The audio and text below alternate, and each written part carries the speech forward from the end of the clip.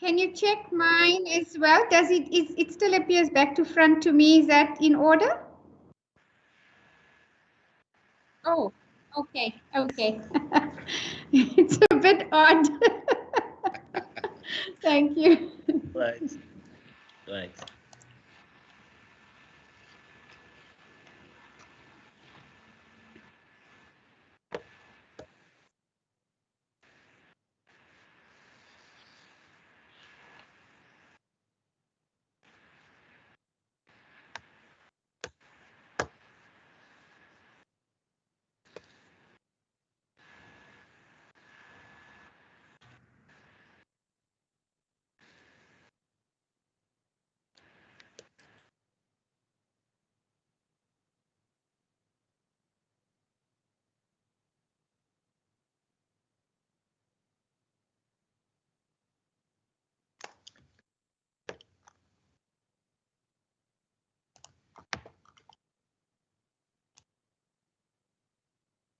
Okay, Nico,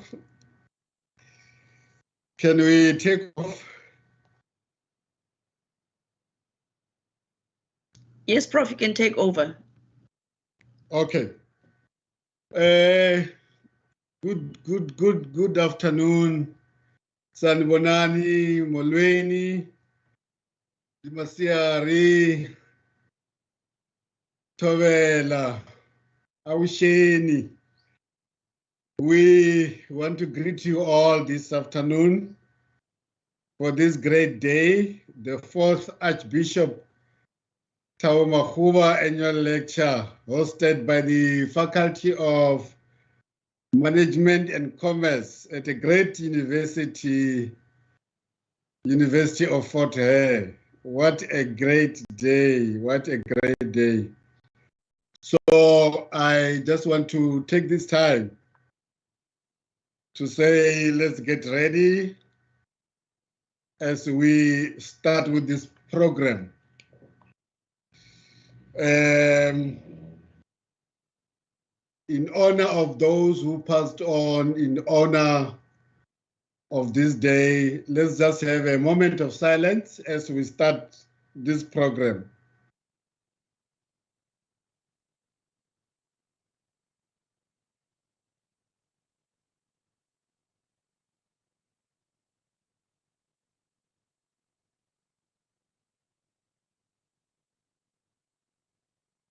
Thank you so much.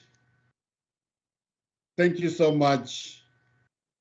This is the fourth Archbishop Thabo Makgoba annual lecture.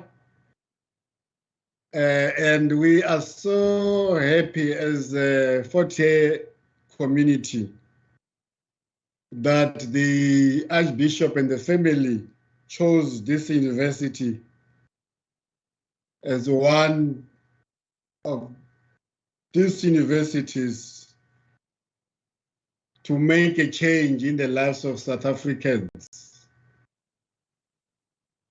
And the Archbishop gave this university an opportunity to debate, to engage on leadership and local economic development. And on that note, I want to say to my Vice Chancellor and Principal, Professor Sakelo Buhlungu, welcome, VC. How do you feel today as the principal of this university when we are hosting this fourth Archbishop Makgoba? I'm sure you've got something special for us. And I'm saying to you, welcome us, give us your opening remarks, VC. We are ready to hear from the VC of this great university. Over to you, VC. Thank you very much. Thank you very much. I hope you can see me, Program Director. Thank you very much. And once again, it's a pleasure. I think you have directed at least one previous annual lecture. So welcome to you once again, and thanks once again for agreeing to perform this task. First of all, let me begin by acknowledging and greeting the Archbishop. Let me, Archbishop Thabo Makgoba, it's an annual event, and we're having it for the 4th time now. It's we cannot have any other year now and in the future without seeing you once at Fort Hare. Once again, thank you very much for making the time. Thank you very much also to Mrs. Lungela Makgoba for gracing this occasion. It's COVID or no COVID, we've had it. This is the 2nd time that we're having it, but we miss both of you. I miss both of you at Fort Hare, physically in Alice. But we'll get to that when we get beyond COVID. Let me also greet the trustees of the Development Trust, who are present with us here today. And of course, I do believe that Professor Reverend Lulama Njingwa is here. Once again, Professor, welcome. Again, we miss meeting people in face to face. I haven't seen you in a while physically, but great to have you here. And other members of the clergy, also welcome. And of course, I must greet my colleagues, Prof. Vital, and other members of the UFH executive management team, the deans, the directors that are here, other staff members, senior academics, students, and everyone else. And of course, there are other partners, there are other participants at this event that we expected. People from the local municipal and other state institutions, people from all walks of life. And this has become an institution. I see the number of attendees is growing by the minute. So once again, it's a great pleasure to welcome all of you. But it would be remiss of me to miss the person of the moment, the keynote speaker of the day, Dr. Batandra Siswana. Dr. Batandra, welcome. Dr. Siswana, welcome to Fort Hare. Both the topic, and of course your profile, which was shared with me. Make it. I will listen to every minute, and I'll listen to the last discussion and the last comments of this, because both your experience makes it very exciting for you to be the speaker today, because you have experience in this area. But of course, you are also eminently qualified to speak on this because of the research that you do and because of other activities that you've done in the past. Thank you very much for agreeing to perform this task. And I always make sure that I say nothing when we welcome people at events like this, at kind of intellectual events like this, because I know nothing about the area, and so I also don't want to say anything that might embarrass me in front of a very knowledgeable kind of speaker, a very eminent speaker, Dr. Siswana. But I will venture a few thoughts about today.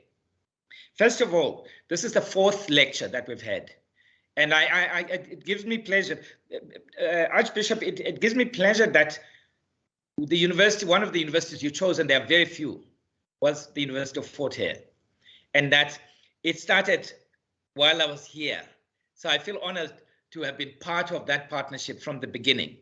I also feel very, very pleased by the work of our management and commerce faculty, which is the host to this lecture. Every year, they never fail. They quick off the mark. They get the speakers. They get their preparations. Once again, thank you very much, Professor Silia. Archbishop, just to share one piece of thing about this, because you'd recall that when we started with the lecture 4 years ago, the Dean of Faculty was Dr. Dombovuyo Wai, who was in that position at the time. At the end of June, we bid farewell to Dr. Wai because she took up another position at another university in the country. And as I bid farewell to her, I said, go, but I know you will come back. So today we have as Dean, as acting dean of the faculty, and I would like to acknowledge Professor Cilliers, who is now in that position, and therefore the co-host or the main host of the event today. Thank you very much, Professor Cilliers, for all the preparations, and of course, thanks to all the staff in the faculty for doing this. The issue, the matter of local economic development is a big issue. It is a big issue. Just as it happens, Dr. Siswana, you're going to pick, and our expectations are extremely high. Let me just relate an experience this morning. I logged in a little bit, very close to the time, because I was occupied. Our staff in the office came to me and said they've been approached by a local municipal councillor in the area, in the Alice area. And I saw, so what's the issue? No, the issue is that the university farm, or the university farm manager, has impounded cattle from neighboring livestock farmers. Why? Because they strayed onto the Fort Hare farm. And so, but the issue is this. The issue is this, that apparently, this is what I'm told, apparently the farm manager then took these cows to King Williamstown, and so the farmers are absolutely livid now with the university, and they want an urgent meeting with me. And I said, no, I can't talk to them now. I'm meeting the Archbishop. That's how I got off the hook. But on a serious note, these questions about local economic development, you know, we debate them. We've been debating them for the last 30 years now, nearly 30 years, okay, as a country, and of course as a democracy now. But in our experience, and for me, this is now, I'm in my 5th year at the University of Fort Hare, having worked in bigger cities before. And the issues as they translate to me, all these issues that we debate at conferences, local economic development, and so on and so forth, all of these big ideas, the way they pan out here, the way they pan out in Alice, for example, and we are a university right in the middle of those communities. The way they pan out is very mundane, very basic, very elementary, but that's exactly how people live their lives. And so this question of the cattle, surely then the issue of grazing land is a local economic development issue. The issue of land and land use is a local economic development issue. But what you see in our area, okay, what you see in our area as you drive in, especially driving in from King Williamstown towards Alice and into Alice, you will find that all the grazing land, and for that matter, all the farmland, or the land that used to be used for farming, is now being kind of taken over by plots for residential purposes. All of it has been carved up, but carved up in what appears to be a very chaotic way. And I want to talk about stories about people, kind of local entrepreneurs who are kind of charging 5,000 a plot, that kind of thing. Okay, and we see the chaos, and we see the palatial homes that are springing up there. But in all of that, and I'm back to this question about leadership and local economic development, what's happening? And what's happening every day is as each plot is kind of taken in a haphazard way and being allocated, whatever the mode. As that happens, the livestock is getting pushed out. And remember, livestock here is one of the main modes of survival and existence and livelihood. The livestock is getting pushed out and out and out. And so grazing land is becoming smaller and smaller and smaller. And now, what happens to these cows when they get to Stutterham and King Williamstown is that they get impounded there. The last time I had a meeting with these farmers 4 years ago was that they said, to get your 10 cows there, you have to sell one because the cost escalates every day.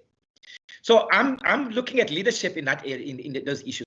And as I conclude, I said to the MEC at the time for local government, MEC Ngata, I said, build a palace,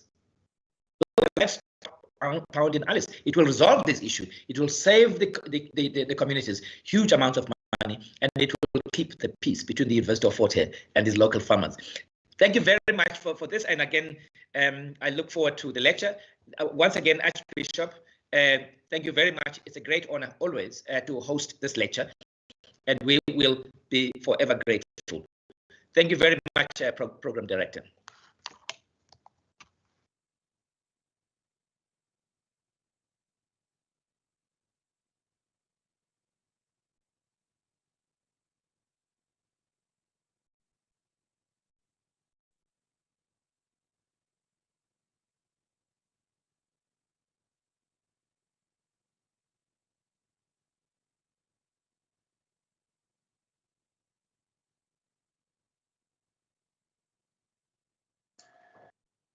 Right. Thank you so much, VC. It is indeed our honor and privilege to be associated, particularly with the University of Fort Hare. My father-in-law is smiling in his grave, Dr. Manona, who grew up in the area, and probably say well done, because his livelihood, his whole orientation was influenced by Hilltown and the area. Like you, we really miss these in-person meetings, the vibrancy and the soul of the campus. And so, thank you so much. It is indeed a privilege. Both Dr. Gloria Serobe and Dr. Luisa Mujela and Mrs. Makgoba, who are the other trustees, they've joined from different places. They said I must pass their thanks for this important relationship. And so to the program director, to you, Rector and Vice Chancellor, to the staff, the students who may have joined, to Professor CBS, to our guest of honor, Dr. Siswana. I greet you warmly from Cape Town. At least we have the sun today. It's been raining and cold. I've left the heater for the whole morning so that I could survive being in this office. Once again, thank you for hosting and organizing this lecture series. It is a privilege for the Trust to be associated with Fort Hare University. The Trust is in its 10th year next year, and these associations are very, very important. Like you, Prof, I had an interesting morning joining the people back in Makgoba's Kloof through Zoom. And the issue was we had applied a couple of years ago for the name Makgoba's Kloof to be correctly spelled by the Geographic Names Council from Makgoba's Kloof, which is an Afrikaans version of Makgoba's Kloof. And it was such a beautiful occasion. Pity I could only do it via Zoom. But those stories, the local narratives are very important. And it is one of the roles that the Trust attempts to do, just to capture the local narratives, just to put a mirror before ourselves in three critical legacy areas: on food security, on social justice, and in education.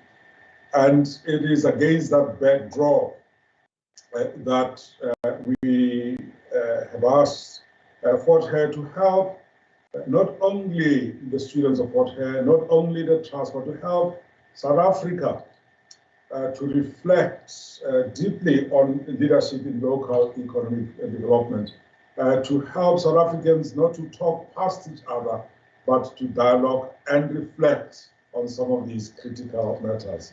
So a special welcome to you, Dr. Bathandwa Siswana, and thank you for honoring this invitation. We are looking forward to listening and engaging with you on such an important subject in the life of our country.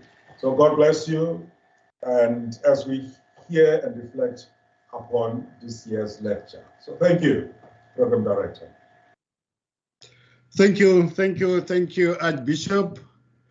And thank you so much, Vice Chancellor. There was a bit of technical glitches here, but I'm back on track. And we are very happy to see you, Archbishop. I was just telling my colleague here, Professor Kapungira, our acting Deputy Dean of Research, that I'm going to take him to Makgoba's Clove, the most beautiful place in Limpopo, so that he can connect. Thank you so much, and once again, we appreciate what you are doing for this country. VC, you will recall that today we have got almost all municipalities attending this lecture, and the directors of local economic development units of the municipalities are attending. So we hope there will be a great change in terms of implementing this policy on local economic development. And this is the aim of this lecture. This is the aim of this lecture. I'm happy it's not a conference, it's a lecture. Because some years ago, I read, a definition. I read about the definition of a conference, where it said a conference is a meeting of important people who individually do nothing, but together decide that nothing can be done. So I hope this lecture is going to change things for better for this country. So a lot is coming. So my acting dean, Professor Lizel Silias, you are the host of this lecture as the Faculty of Management and Commerce. I'm sure there's something special you want to tell us this afternoon. What is it, Prof? What can you tell us? Thank you, Prof. Takati. Good afternoon, ladies and gentlemen, on behalf of the Faculty of Management and Commerce. And thank you for the introduction, Professor Buhlungu. I am Professor Lizel Slia. I'm the acting dean of the Faculty of Management and Commerce at the moment. It's my pleasure and privilege to welcome all the attendees at the annual lecture this afternoon. Just to go through the protocols before I introduce our esteemed guest lecturer this afternoon. Welcome to the Vice Chancellor, Professor Buhlungu, Deputy Vice Chancellor of Teaching and Learning, Professor Vital, Deputy Vice Chancellor, Research and Innovation, Professor Tahule Mjimba, as well as the other members of the executive team that is present this afternoon. I scrolled through the list of attendees quickly, and I must say most of them are here. Thank you so much for your assistance and your support for our faculty as well. I would also like to acknowledge the Archbishop and Mrs. Makgoba, as well as the trustees present from the Development Trust, Professor Njingwa, the President of the South African Council of Churches in the Eastern Cape, and other members of the clergy that is joining us today via Teams. Last but not least, welcome to the directors and managers of the Eastern Cape municipalities and state-owned enterprises that are present, as well as the academic staff and students that have joined us today. The theme of the lecture that will be presented today by Dr. Siswana is Leadership in Local Economic Development. And it is then my pleasure to introduce our speaker to you. Dr. Siswana is a founder and executive director of the African Institute of Public Finance. He also characterizes himself as a public finance specialist, strategist, consultant, policy advisor, and an experienced administrator. Dr. Siswana graduated with a PhD in Public Affairs with a special focus on public financial management from the University of Pretoria. He has previously worked for various government departments, including the presidency, as a governance advisor and a former chief operations officer. He has consulted in the private sector on matters of fiscal governance, and it was during this period that he also trained a number of government officials on the application of financial management systems in the public sector. He also served in various technical committees and structures in government, including co-chairing a committee on remodeling community work programs and spearheading the conceptualization of Operation Clean Audit program within the National Department of Cooperative Governance. Dr. Siswana is often invited as a guest lecturer by different universities to lecture on public finance with the aim of balancing theory and practice. His current area of research is systems thinking, including design thinking within the context of both the public and private sector.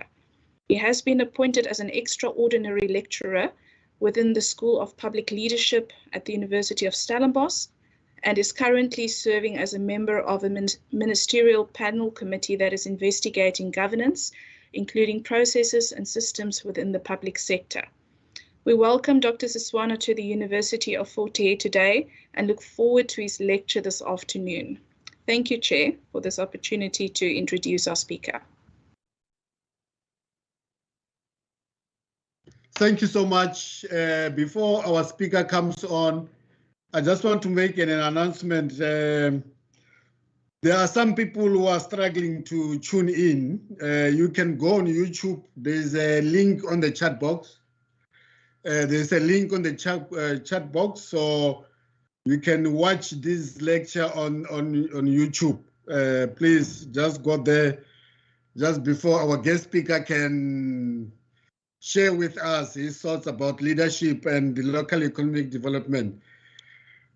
So please go to YouTube. You can see everything there. You can hear the guest speaker, talk to us.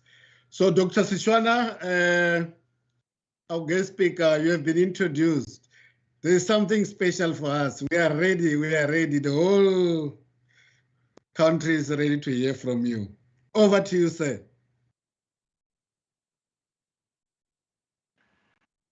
Thank you, Program Director. Thank you to everyone within the university and who has joined us this afternoon to this annual lecture. Allow me to also acknowledge, first acknowledge the Vice Chancellor of the university, Professor Sakele Buhlungu, and his executive team.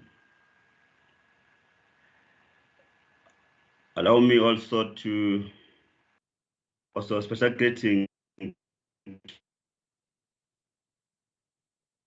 to Makgoba and his wife, Miss Lungelo Makgoba, and the trustees that are present this afternoon.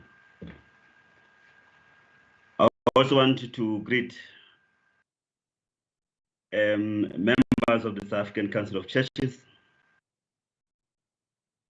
led by the President, Professor Lula Njingwa, and other members of the clergy. And the greetings to all the municipalities, councillors, officials that are present today. Greetings to captains of different public and private entities that are also present today. And I also want to greet the students and the entire family of University of Fort Hare.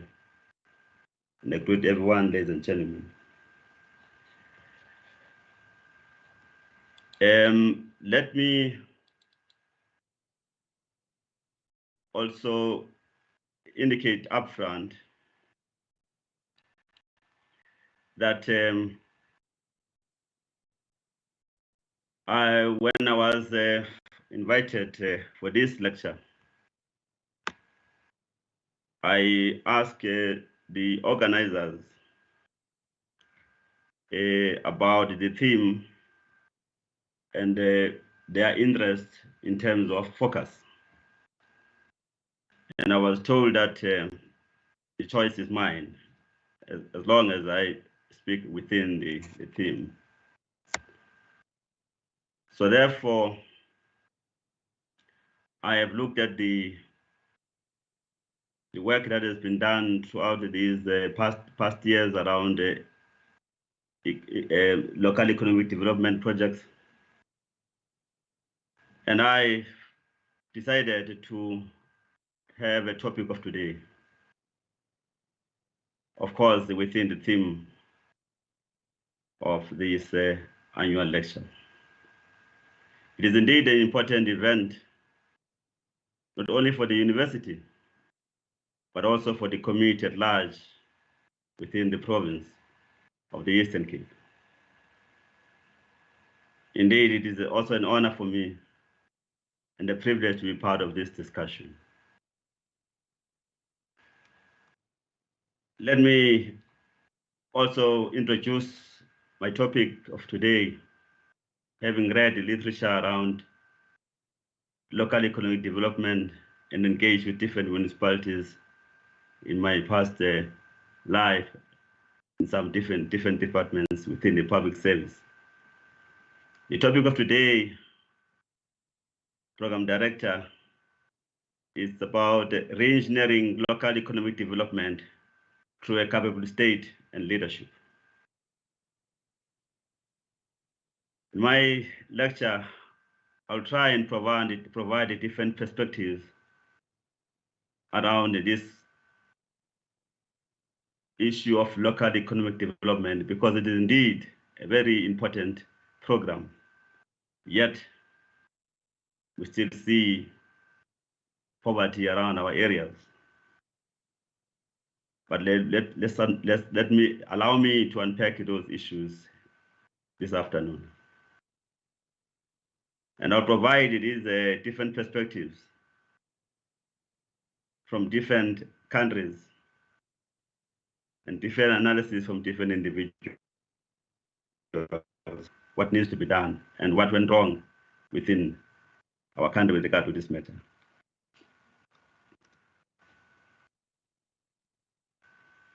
As we understand that LEDs or local economic development programs are so important for economic growth, for poverty alleviation, and also very important to deal or attend to unemployment in our country. But as important as it is, if that program is structured properly, it contributes significantly to our GDP. It is very important, therefore, that leaders of local government, provincial government, including national government, they have to understand and focus on the economic agenda of this program and very clear what needs to be done. Program Director, allow me to indicate from the start that LEDs is not a South African concept or a South African program. It has been there for some time. It dates back in the early 60s and advanced more in the early 70s till today. So therefore, it is not a South African concept, not a South African program, or a South African project. It is a global event. Most countries struggle to implement it. Most countries succeed on it. Because most countries, not only South Africa, they do face socio-economic challenges. And communities in their own areas do suffer like ours in some areas. It is therefore very important that leaders across the board, those who are in government and those who are not in government, our community leaders, religious leaders, to handle this program very carefully, because it touches on the lives of people, more especially the vulnerable, the children, the women, and people with disabilities. They look forward to this leadership, that one day their lives will be saved. It is in this context that it's important that leaders, they must to see that the number of children are still trapped in poverty. If you look at it with a deeper analysis, it is indeed a generational poverty. They have never enjoyed life to the fullest. They were born in poverty. They grew up in poverty. They've never seen school, yet local economic development programs are approved by our countries, different countries. But for those who cannot speak for themselves, struggle to see change.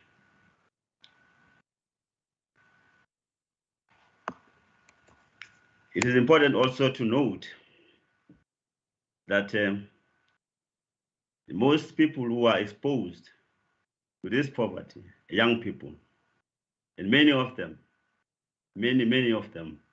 have never worked before, have never received a salary, not even a stipend, have never worked before. That you can refer to it indeed as generational poverty. We need to look at this program with that eye. What is it that we're trying to deal with it here? So therefore, it's important that the context must be analyzed.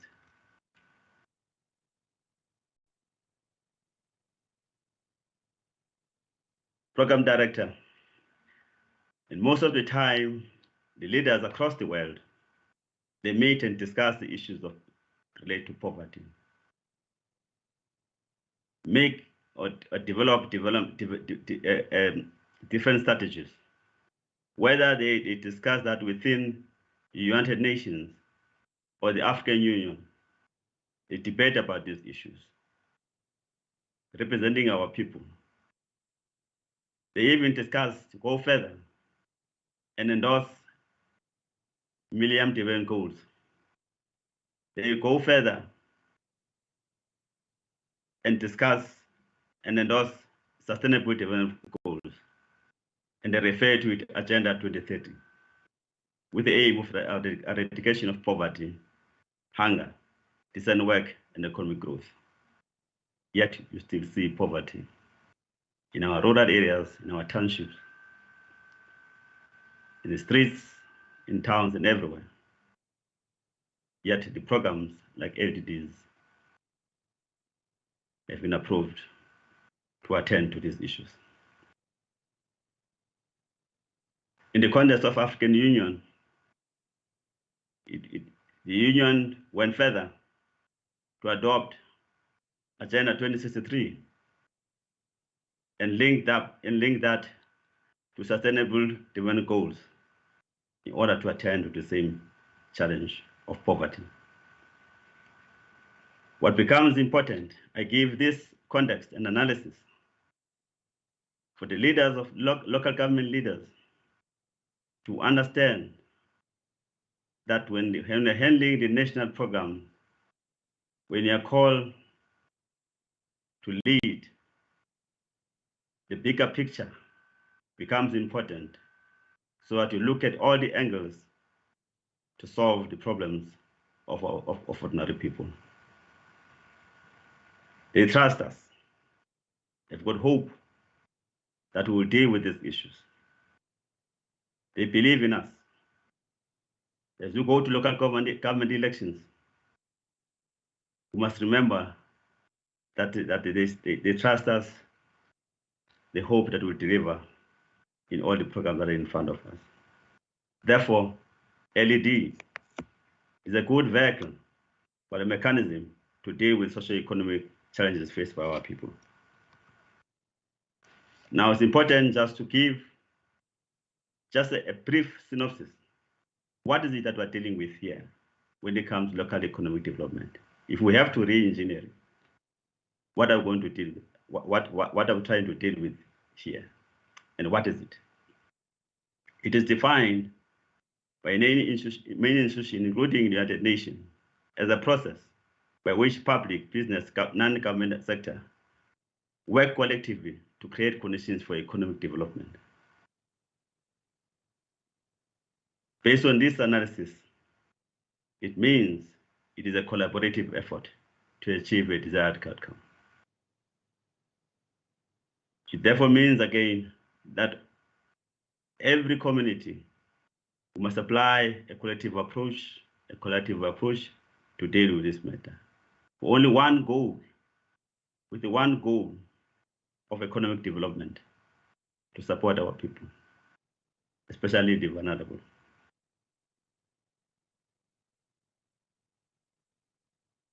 It is very important also to understand that previously, or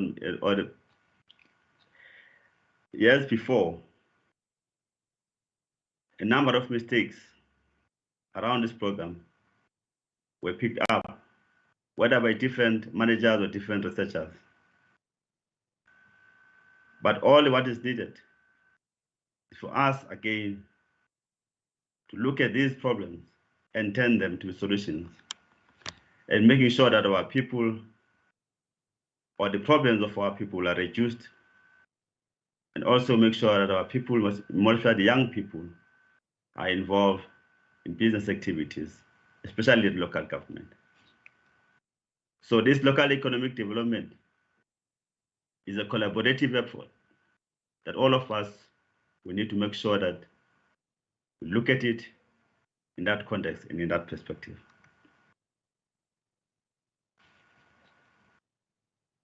What is more important, Program Director, Vice Chancellor,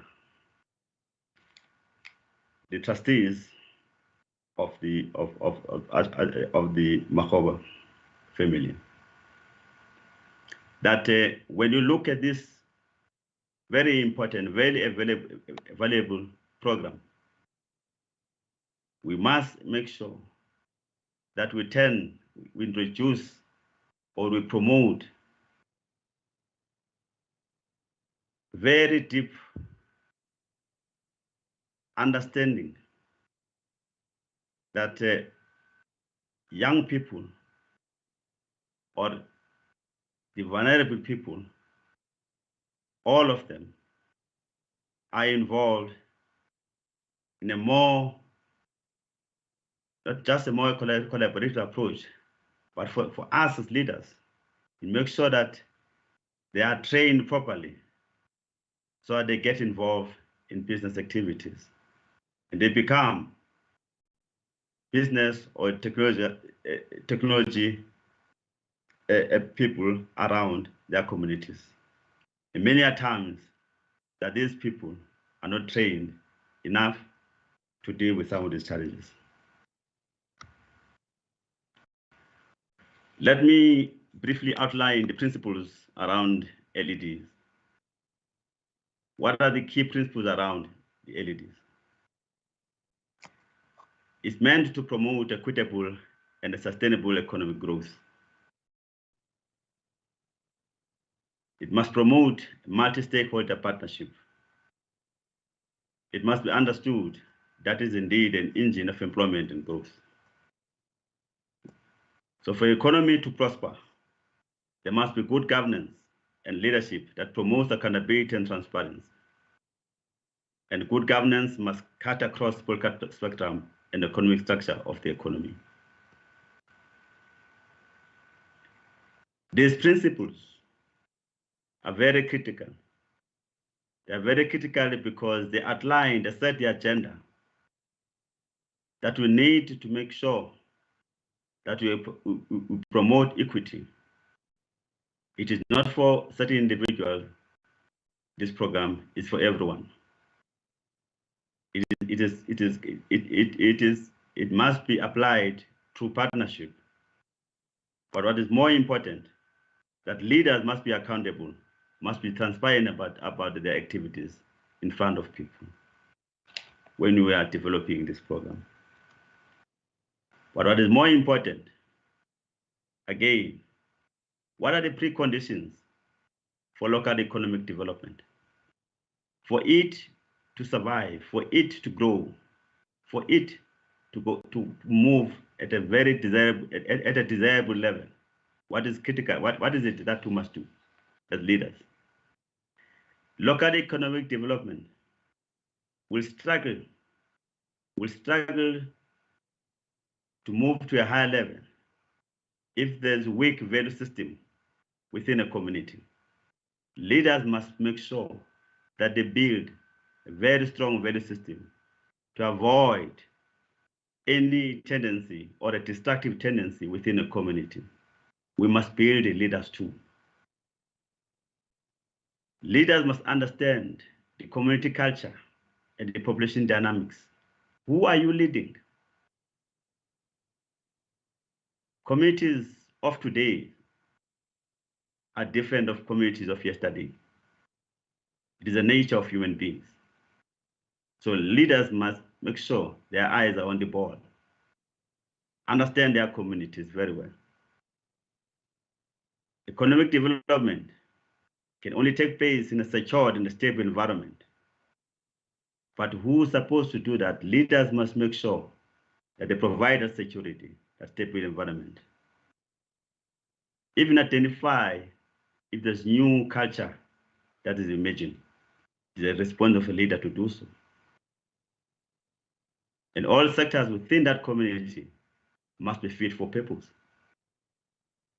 It is not only the officials of local government, and every leader within that community must make sure that they contribute to this.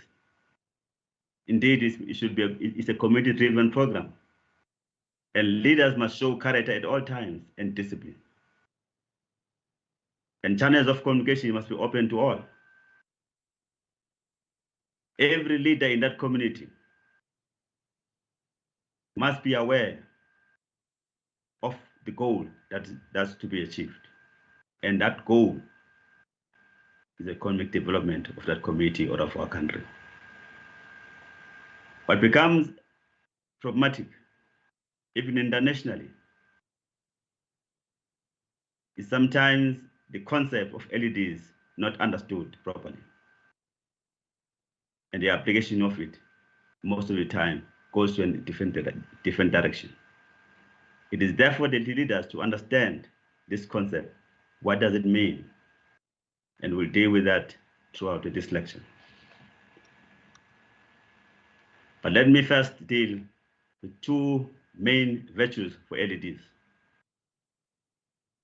LEDs, they overcome market failure because LEDs by nature, if properly constructed, they generate trust. LED process galvanizes the population because it provides a sense of purpose. It stimulates citizen participation and, of course, entrepreneurship. Program director, it must be understood.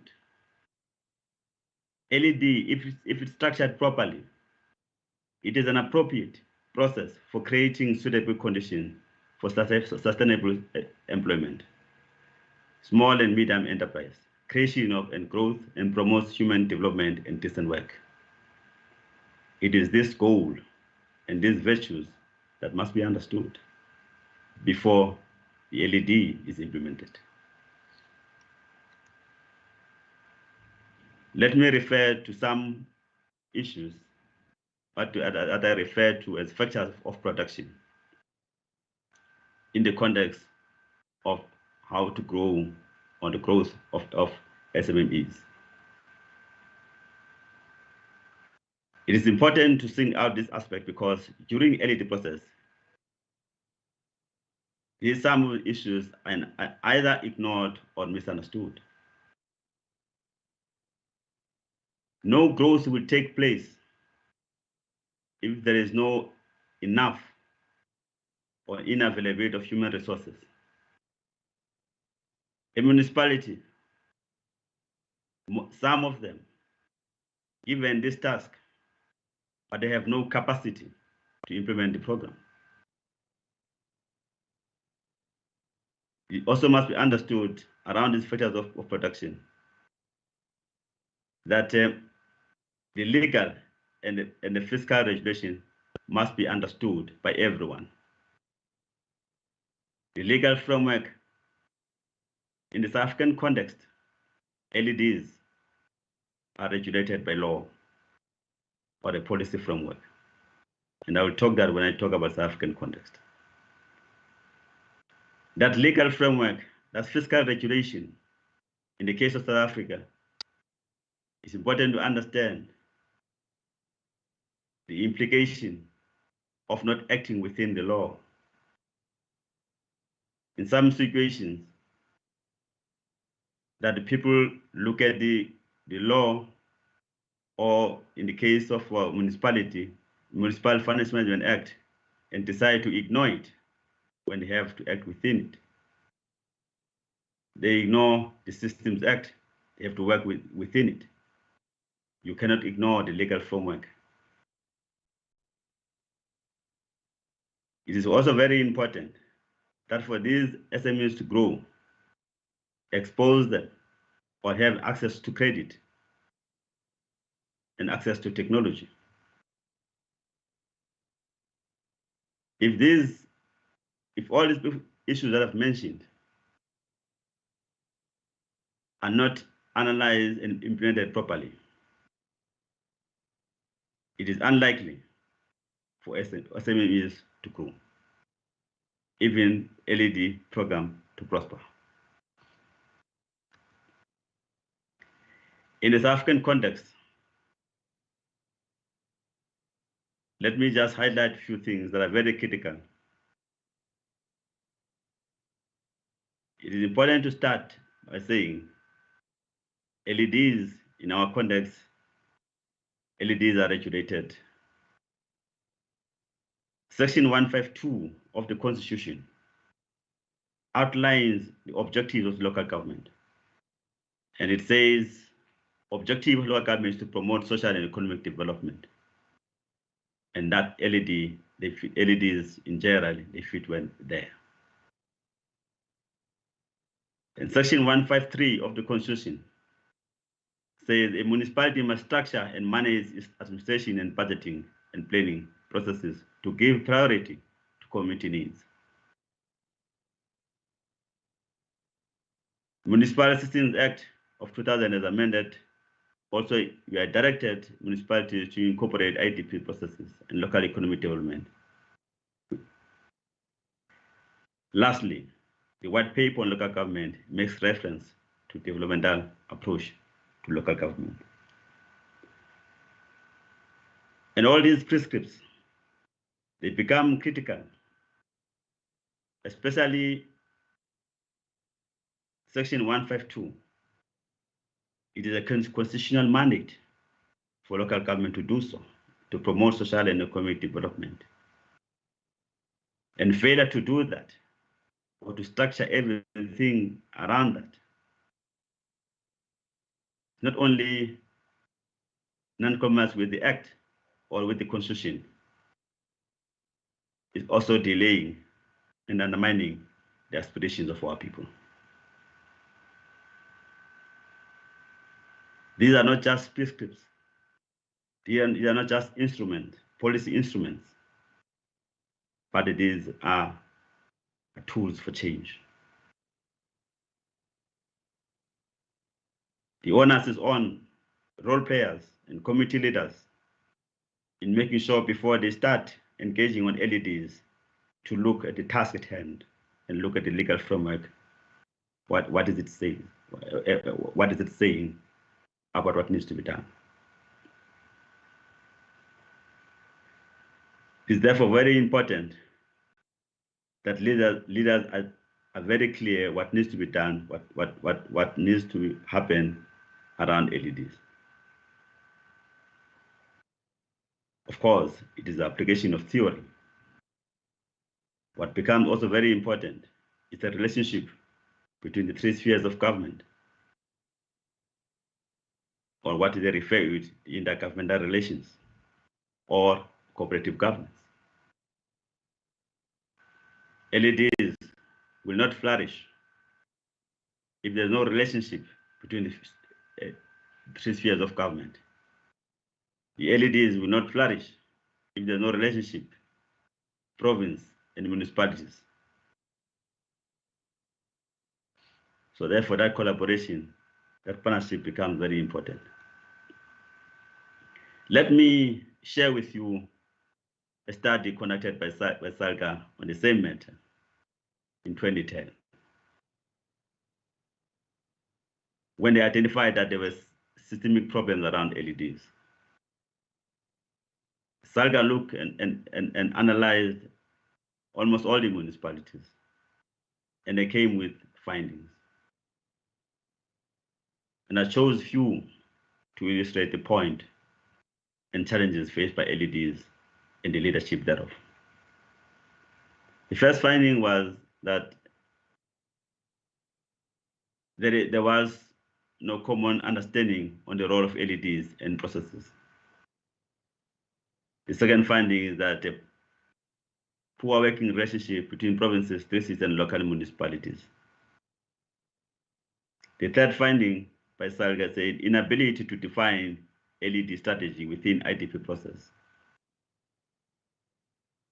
The other one, capacity constraints and lack of resources, poor targets. And the last one, they look at LED as a project rather than a long-term strategy for economic development. And these findings, conducted by an entity within the local government environment, looking at the challenges faced by municipalities across the country. And these findings, they give us a picture that this LED, in some instances or in some areas, it is not understood properly.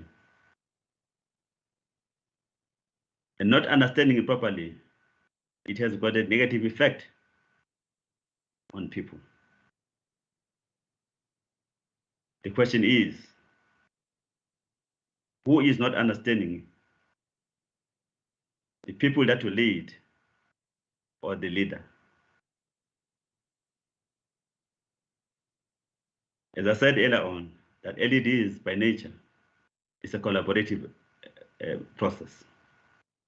The community must be part of it. They set the agenda.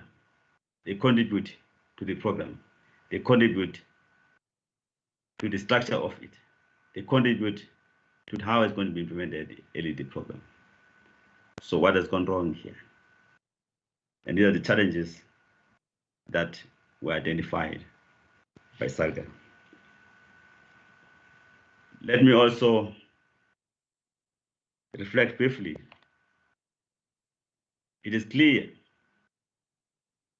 that as much as we have this program called LED, there are institutional and systemic challenges around the LED processes. But what is fundamental is the concept around LEDs, because it must be understood. You cannot develop a strategy if the concept of LEDs is not understood.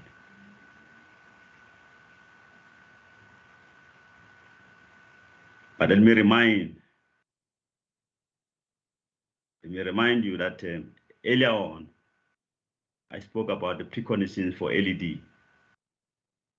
And one of those is that conceptually, LEDs become a key factor, because LEDs must be understood. The concept of LEDs must be understood. If not, there will be poor implementation and the people suffer. Let me share with you the second study conducted by South African cities in partnership with SALGA, that was done in 2018-2019. Again, the findings are as follows. LED, first finding is LED is an ambiguous concept. LED not clearly defined by municipalities. There is confusion about LED role within municipalities.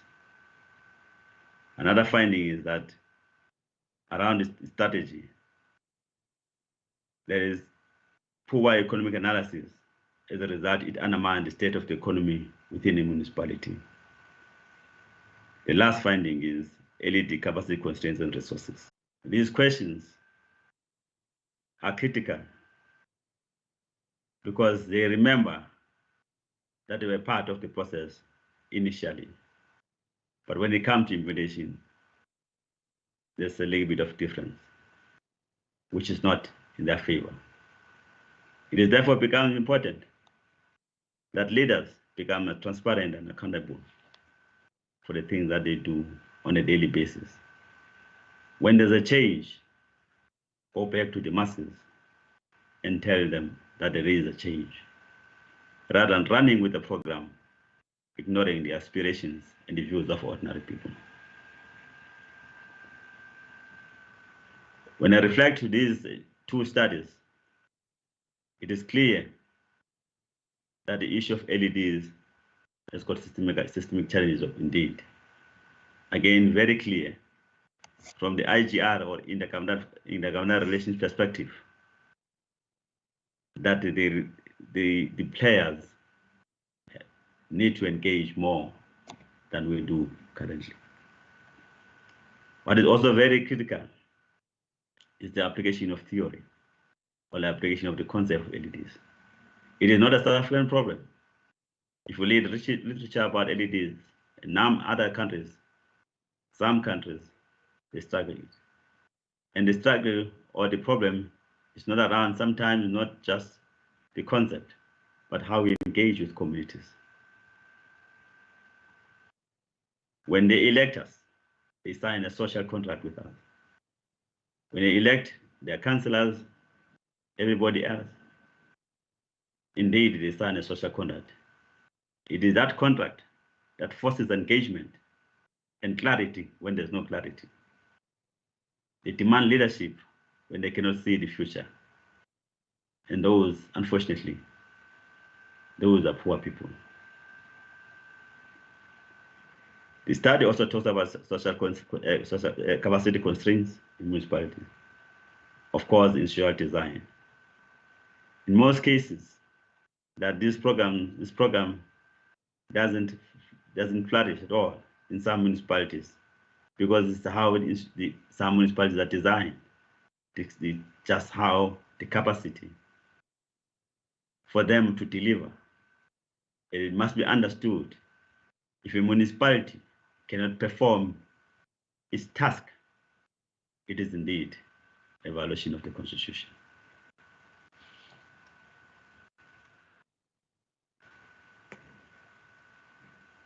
In response to these challenges, Program Director, let me share some key areas of importance. Just to get a deeper understanding of this LED, but I will summarize it and make sure that I summarize it.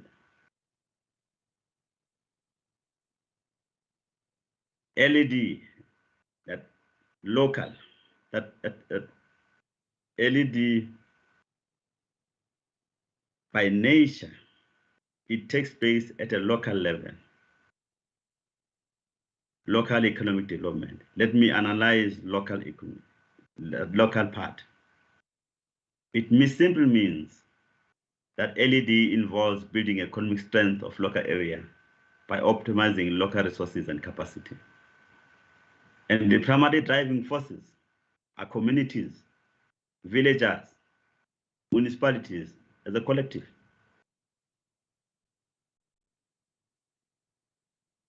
That aspect of local alone, it forces the leader to look at beyond himself or herself and look at these villagers crying for help. Look at these members of various municipalities. Look at these people in different townships in our country. But as much it is focusing on local, a leader must make sure that it links that municipality to national and provincial, including national level. Sorry, including international level. We'll talk about this international aspect when we talk about how to make them grow and partner with other countries, market, export. But we'll talk about that issue later. So what we need at a local level, in all the levels, we need a visionary leader that will take that municipality forward and understand that conceptually, at a local level, understand the driving forces, who are the social players, who are the business players, who are the community leaders here, who are the influential people, where are they? So that analysis becomes important. Profiling of that community and identify exactly the driving forces behind that community. Mobilize community towards one goal and one goal, economic development of a community. The economic part of it, of the LED, it is about identifying and seizing business opportunities, supporting entrepreneurial initiatives, whether formal or informal. And many times that in our communities, whether in township or in rural areas, you will find that there are these businesses that are taking place, whether they are formal or informal. What becomes important is to look at them and support them and make sure that they prosper and identify more and assist those that are informal, make sure that they do benefit around the assistance from government, because their operations sometimes become too informal. So again, economic profiling. How many people have got businesses here? And let me make one example before I move on this point. This time around, we are experiencing COVID. A number of people have lost jobs. They are in the same communities where we come from. They used to work for different companies. They used to work for different people. They used to work for their own businesses. They have got skills, diverse skills. And leaders at that level, it's the duty of the leader that to profile such communities and say, because they are not working, they're at home, try and identify the skills that they have for business opportunities, because they do have business opportunities. So the point I'm trying to stress is, can we then try at all times that we put our eyes on the ball when it comes to these matters of economic development. Make sure that they have got access to market, creative and conducive environment for business activity. The last element of LED is development. This simply means that LED is holistic. It does not only cover economic dimension, it includes social, political, administrative, and cultural aspects. It must be understood that sustainable development is at the heart of LED. It simply means satisfying the needs of the present generation without sacrificing future generation. So in the context of development, it is a diverse element. So therefore it becomes important that the social partners within that community organize themselves. They go beyond social partners. They go and look for political leaders within that community. And what are the cultural aspects? As earlier on, I spoke about the emergence of a new culture in the community. What are the issues here? Why this community has changed? We need to make sure that we galvanize around that, and making sure that our communities are ready and are fit for purpose.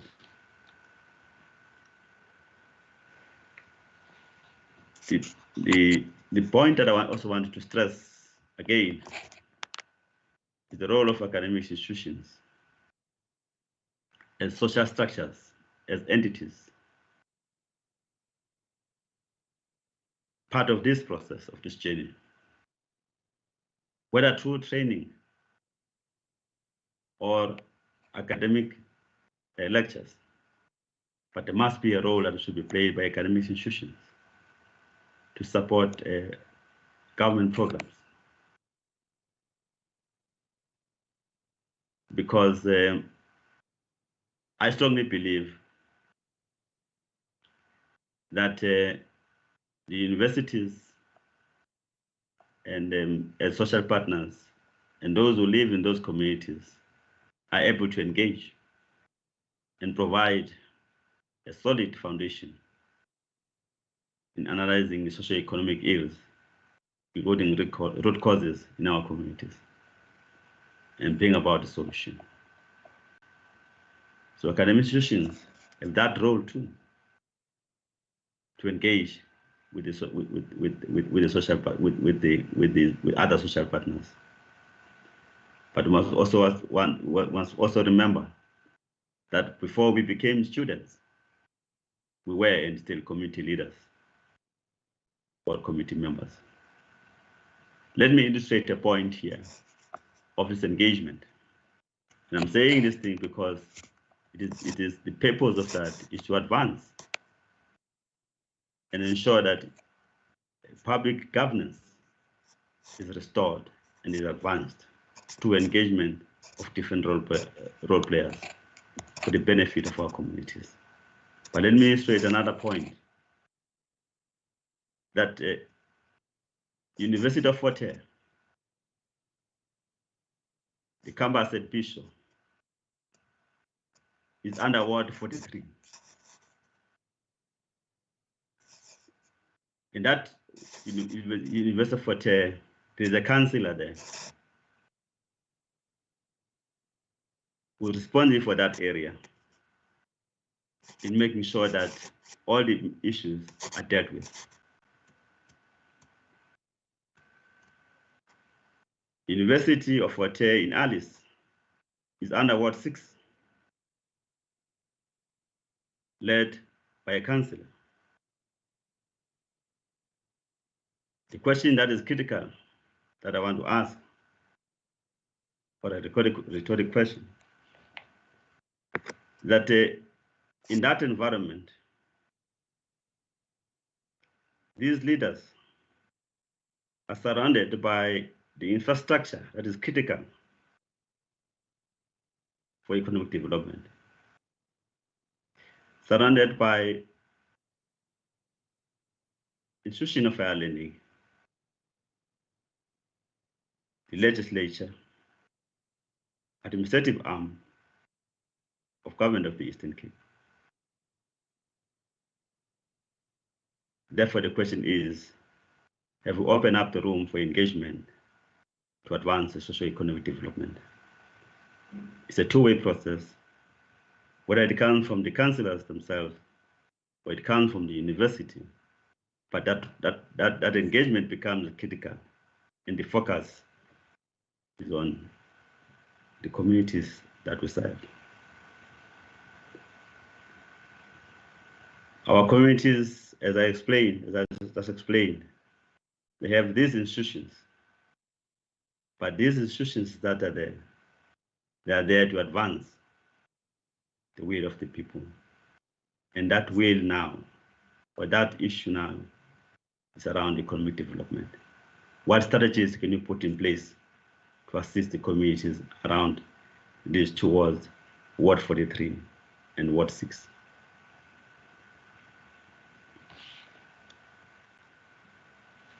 And these two wards are very strategic.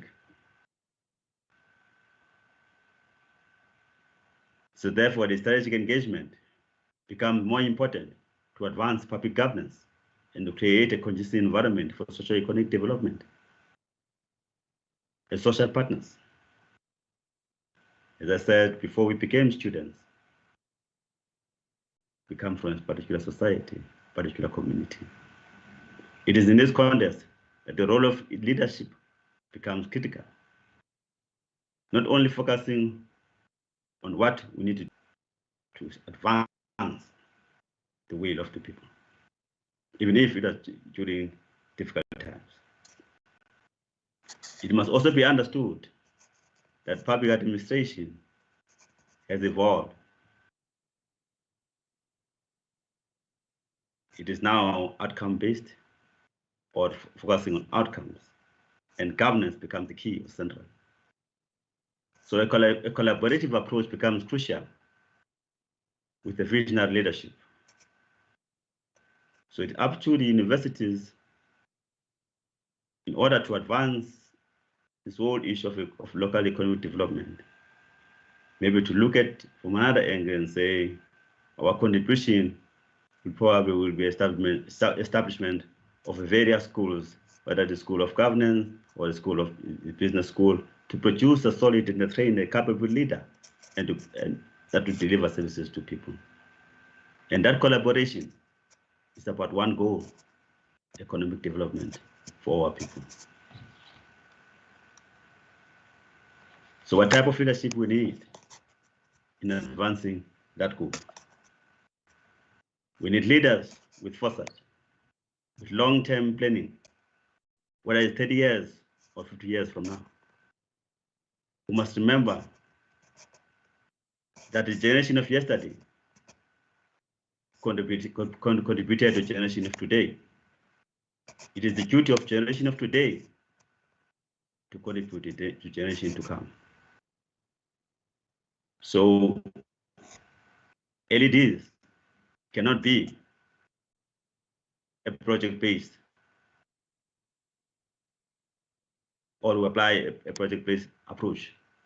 It is a long-term program, because communities change. We plan for the next generation. The same leaders must mobilize the masses towards one goal: socio-economic development for our people. And leaders must be accountable to the masses. It is LED is a mass-based program, bottom-up approach.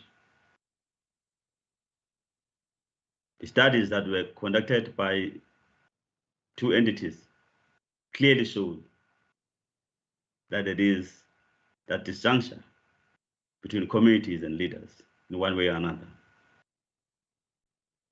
Administrative leadership, it is my view that they must also apply what we refer to as systems thinking, which simply means that they must understand whatever we do in our society, in our institutions, it is connected to each other. There's interdependence. One municipality cannot sit in one corner and try to deal with the issue of LEDs. It must be a collaborative approach, but also applying systems thinking and saying every aspect of our community is connected to each other. Mobilize people towards socio-economic goal is a long-term program, not an event. Expect good results once you've done that. You must ask the Japanese, you must ask the Chinese what they have done it for all these years. They moved with people with a long-term plan. The last point on the raise around leadership is around issue of ethical conduct. It is non-negotiable that leaders must always display good conduct, high values, high ethical values. Don't let our people down due to self-serving interest. LEDs do not work in that environment. They can only prosper when the masses are respected and they feel respected. Remember, it is not about the positions that we hold. It's about the role that we play in most cases.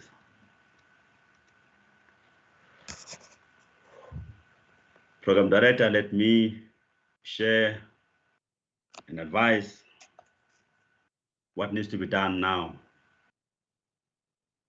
especially during the time of COVID, when most of businesses have closed. Our sisters, our brothers, our aunts, uncles, grandfathers, some of them are at home. What needs to be done to support a local economic development so that we can make sure that we still serve our people. COVID-19 creates more complex situation globally. It makes it difficult for LEDs to be implemented. We need to think beyond COVID-19 whilst looking at the concept of LEDs and its application. And I'm aware that the country is busy with different strategies for economic recovery. And the municipalities are experiencing limited revenue base, because most of people are not employed. Most people have lost jobs, businesses have closed. It's important for municipalities to develop their own COVID response plans beyond COVID-19 to recover economically.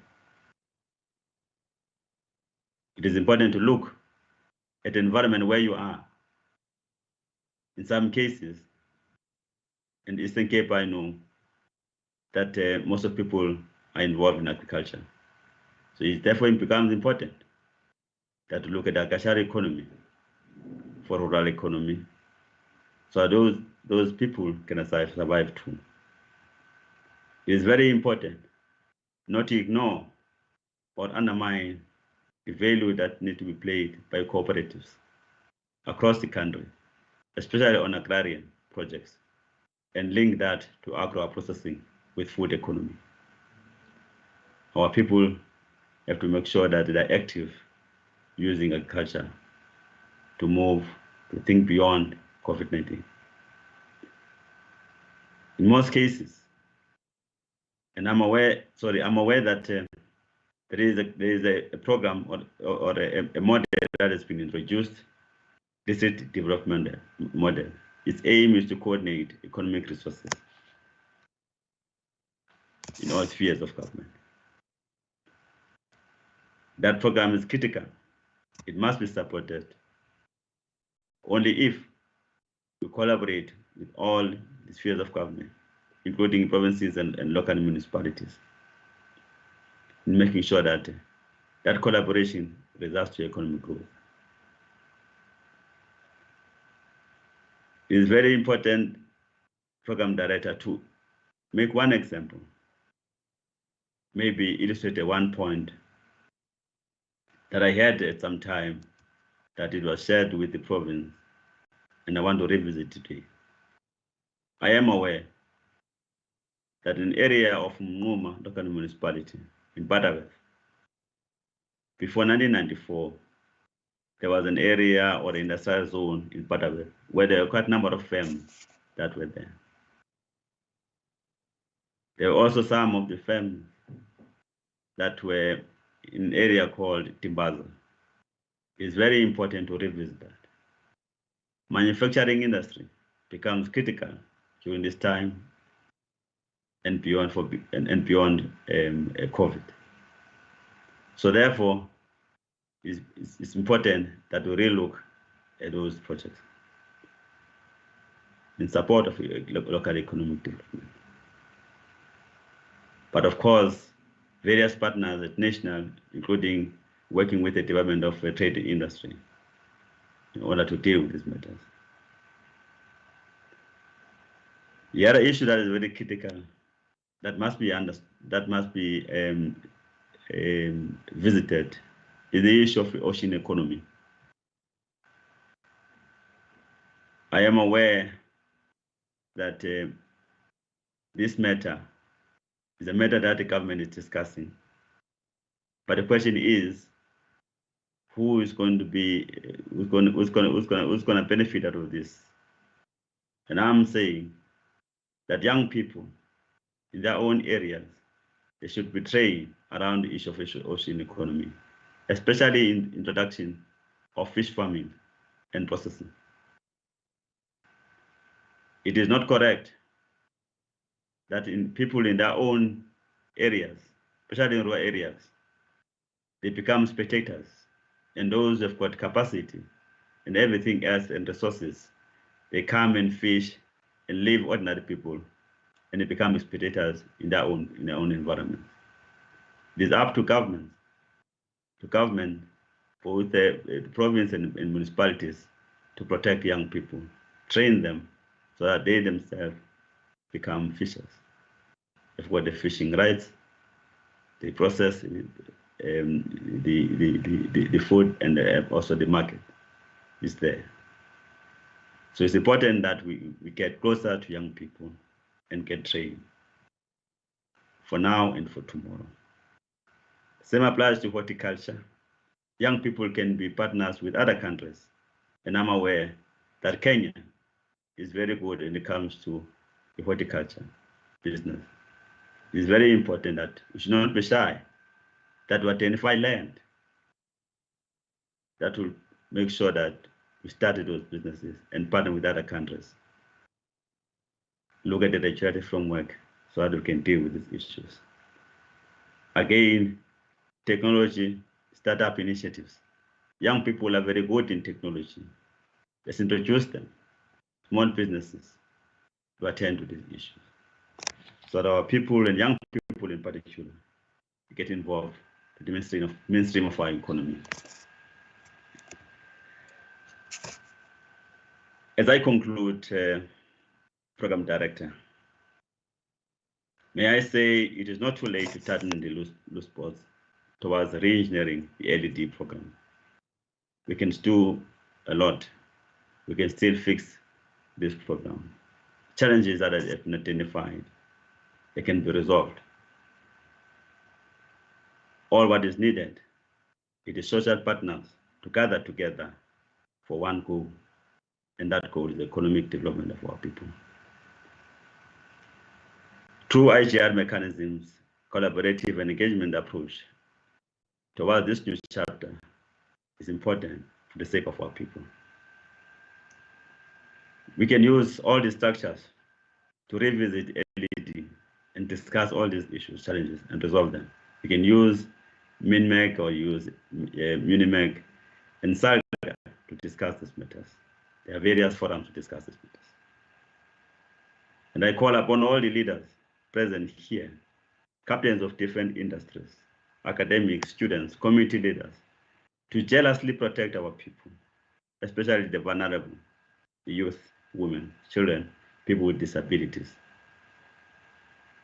They themselves matter in our economic mainstream.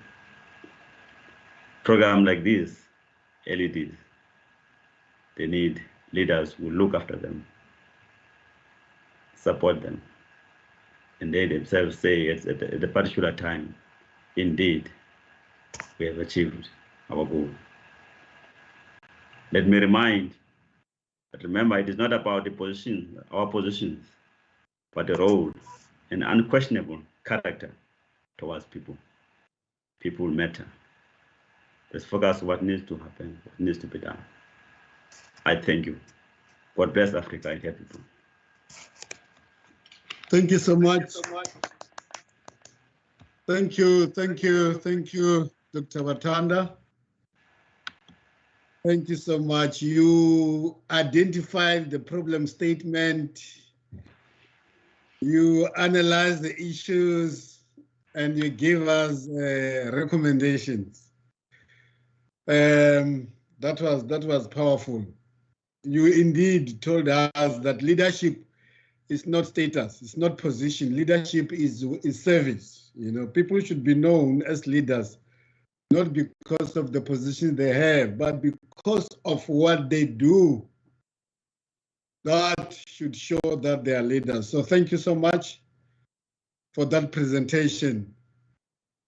And I'm sure the Vice Chancellor and the Archbishop and the other participants are very happy.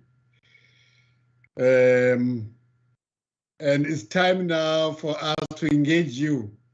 Get ready, take down the inputs and the questions, and they will give you time to respond. And all those who have got questions must just send their questions to the chat box.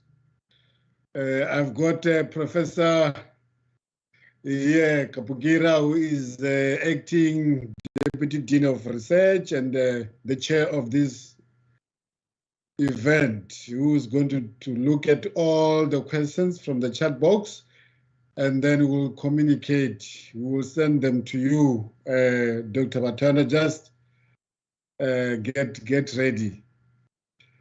And I'm sure, Professor Mthungu, after 4 years of this lecture, next year we should be able to show practical examples of LED in this region.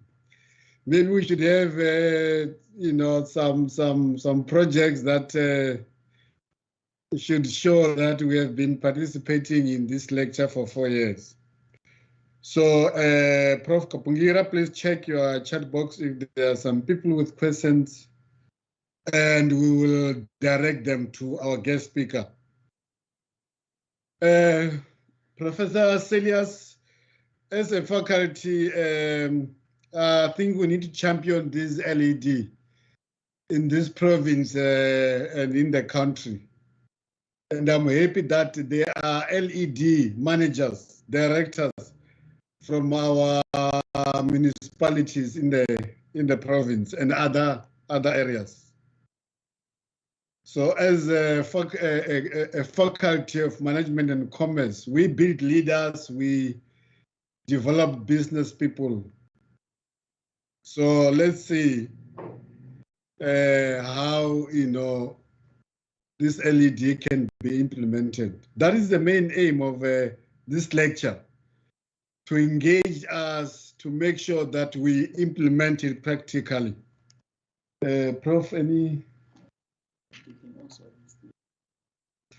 Yeah, you can also raise your hand if you've got any question. You can raise your hand, and then I've got a team here that is helping me so that we can engage our guest speaker. And I remember, you know, one family that wanted to go on holiday. I'm talking about business management here. They called the hotel and said to the hotel, "You are coming there as a family. Do you take children in your hotel?" And the guy at the other side at the hotel said, "No, in our hotel, we don't take children. We only take cash." Cash minded. And I'm sure they lost that business. But it's our role as the Faculty of Commerce and Management to teach people business management skills and to develop good leaders. What do we have, Prof? Any questions so far? Yeah. Maybe while we're waiting for questions, Dr. Batanda, do you have any example, practical example that you know in any municipality or in any town where they are doing well in terms of implementing LED, if you've got one? And also, number two,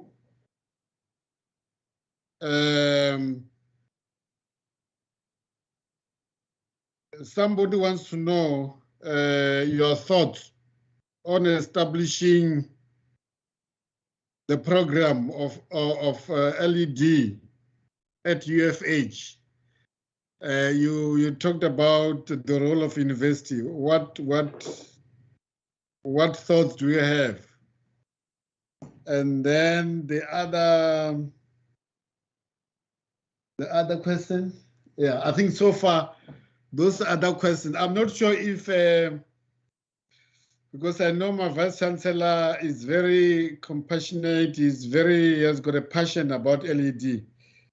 VC, if you've got any comment to make or any question to the guest speaker, please feel free.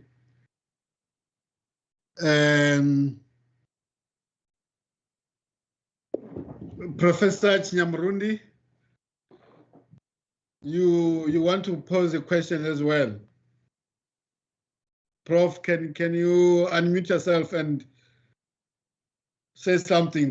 Prof. Chinyamrundi is the HOD of business management. Let's hear from you, Prof. Thank you, Prof. Takati, and thank you, Dr. Siswana, for that challenging intervention that you just gave us around ways we should be rethinking of LED. I want to phrase my question on an epoch of time by looking at some key issues based on the past, the present, and the future.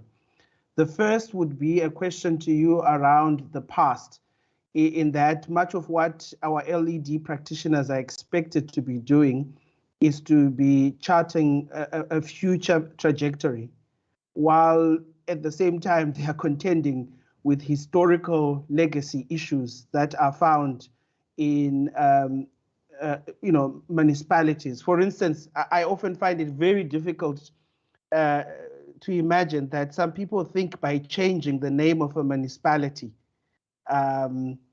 important as it is in corrective justice, things will just normalize, and service delivery and all of these other things that citizens are crying out for will happen. So it's a historical issue, Doc. How do we address historical legacy issues? And then in the present, a challenge I often have seen is the challenge of the concept I'm interested in researching these days, which is around dynamic capabilities. Do we have the right practitioners working in this space to ensure that they not only, as the finding from the SALGA study, understand what LED is about, but leading us into a brighter future, imagining our towns and our municipalities flourishing because of the current work on the ground. Thank you. Thank you, Prof. Thank you so much.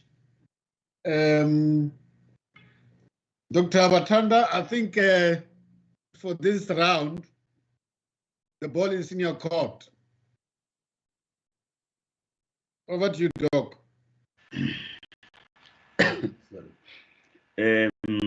No, thanks, Program Director and everyone who has who's been part of this lecture, and also the questions that have been posed to me. And I'm not probably, let me say it upfront, that some questions I might not have answers. But I will try.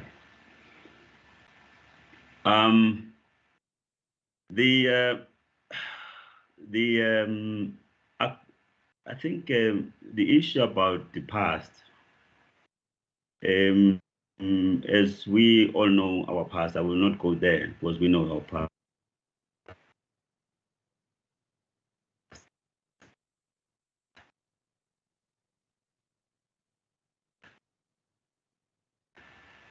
And that of I think we should look at it from different perspectives, especially around an issue around the reconciliation.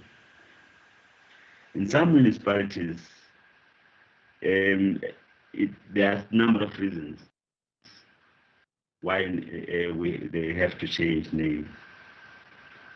And I think if you look at let's say one municipality, Nelson Mandela or Raymond Mhlaba, so if you look at these individuals, and I'm saying it in respect, the value system within a community, you build it for a number of time, of a number of years. You use different strategies to do that. And those municipalities and those leaders, probably they look at the environment and they chose that particular leader because they do understand the influence or the type of person he or she was in order to deal with the matters of today. And this issue of name change is an issue that you'll find across municipalities, not in Southern South Africa. We'll find it in other countries. It has what to do with the reconciliation also to build up on a value system. Let me leave it there. The issue of the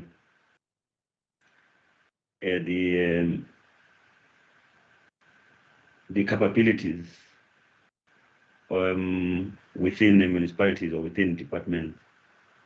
Let me indicate upfront, there are quite a number of very experienced, capable, young and old officials, good practitioners in the public service. And I've worked with them, and I still engage with them today.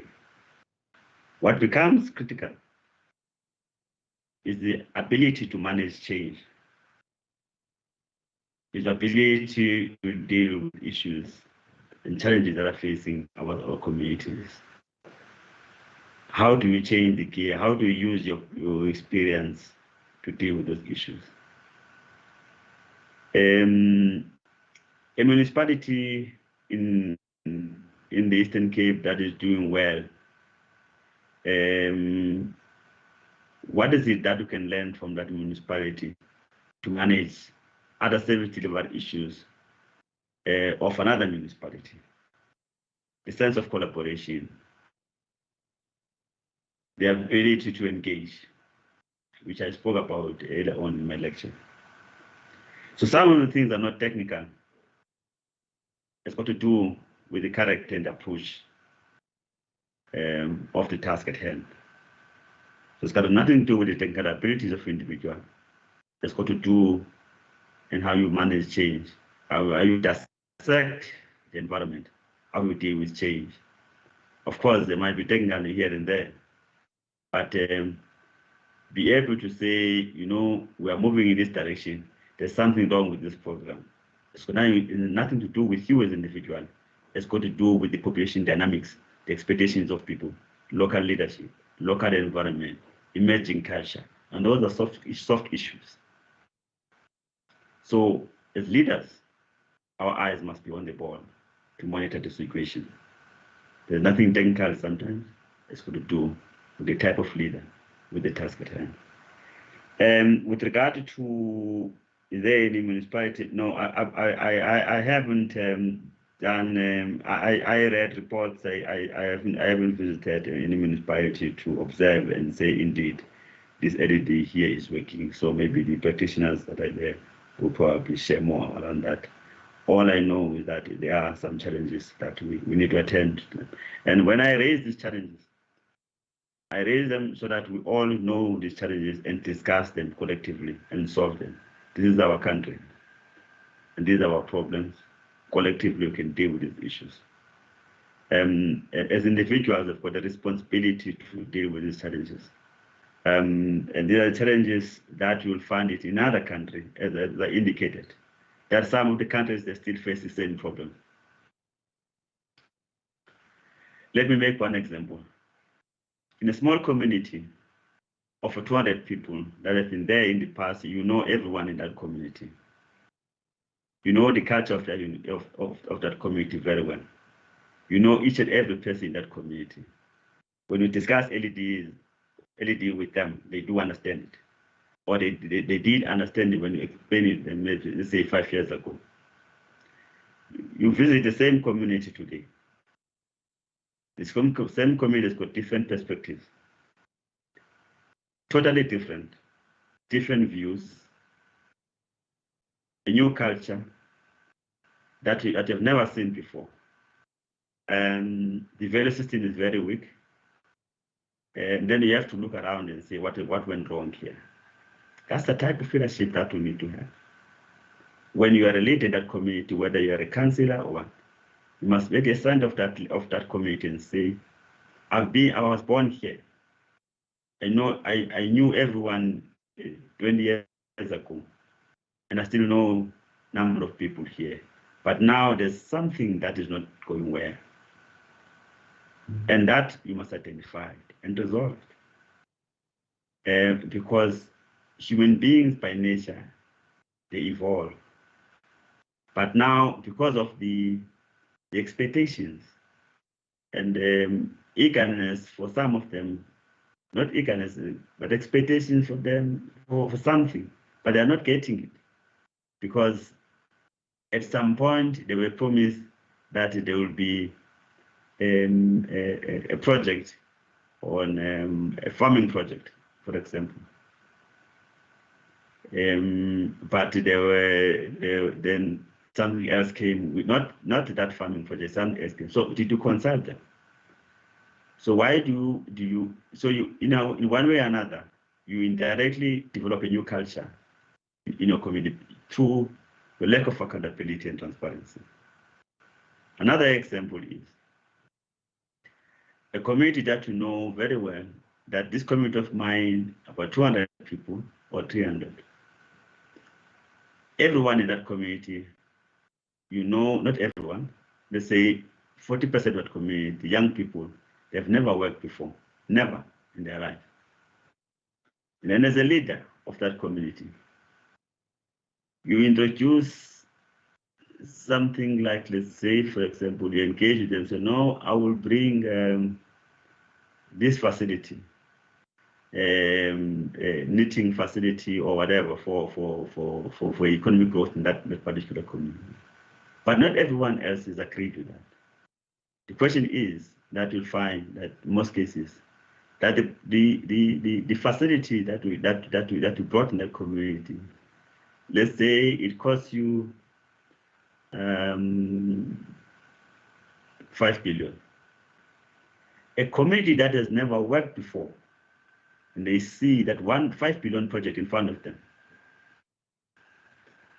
and they've never worked before, and they see, and they've not been consulted, because their views about this project is different, totally different. What is likely to happen? They will destroy it. Therefore, there is a disjunction between the expectations of our people and what we provide a leader. So that collaborative approach, transparency,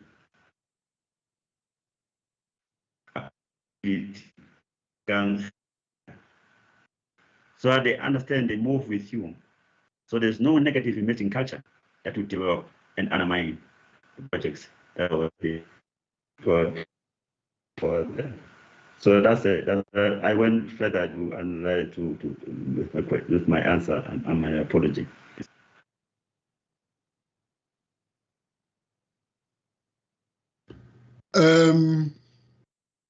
Thank you so much, Dr. Batanda.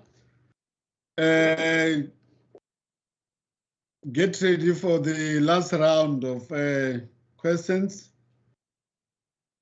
It looks like you drove the message very well, because we are just receiving a lot of appreciation. Now the next question is.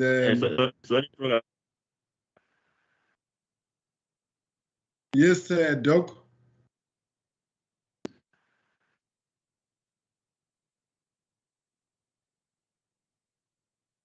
Dr. Watanda? Oh, sorry. What is my view? Can everyone hear me?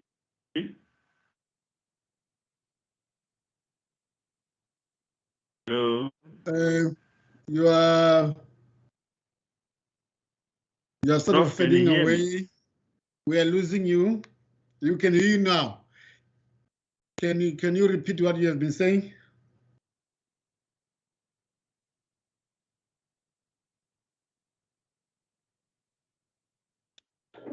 Yes, can you hear me?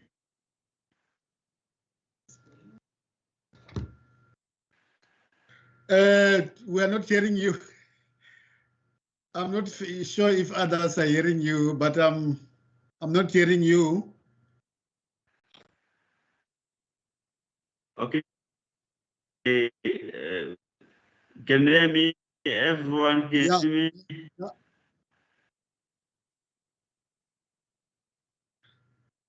It looks like there's a bit of a I challenge can hear here. you, Prof. You can hear me? Okay. If you're hearing me, can I read? I'm reading the questions that I have now. These are our last questions. So somebody has sent a message here. As the development is about people, and he feels that in our country, a call is made for development to also address the issues of the youth. So this guest wants to know if there are any programs that provide for computer-based services for the most vulnerable people in rural areas within Buffalo City metropolitan municipality. Number two, there is a very good message for you. Congratulations to you for a good presentation.